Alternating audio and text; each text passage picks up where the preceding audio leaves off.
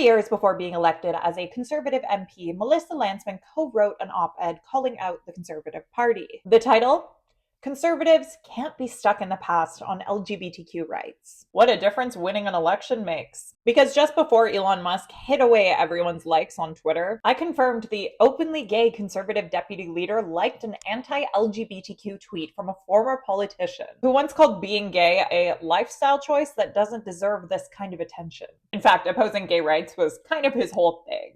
The tweet itself said, quote, most people are, quote, tired of LGBTQ activists, quote, forcing their agenda. A very cool and normal thing to say at a time when multiple lawmakers are literally actively trying to legislate away trans rights. But it's the LGBTQ community who is forcing an agenda.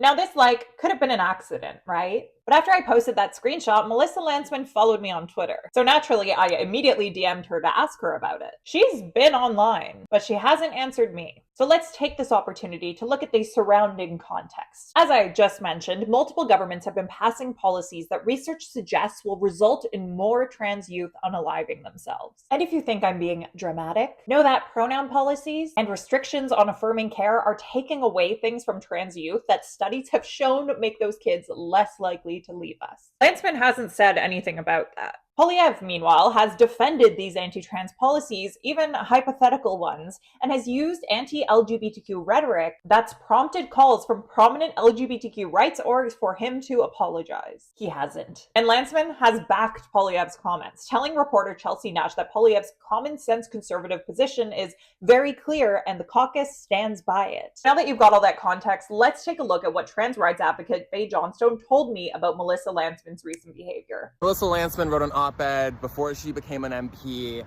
urging the Conservatives to leave behind the homophobia and transphobia. And now that she's got proximity to power, now that she could be in cabinet if Pierre is our PM, it looks like she's abandoned her principles, that she's happy to allow her leader to throw trans people under the bus, that she's happy to blame queer and trans activists for a rise in hate powered by homophobes and transphobes that her party is flirting with.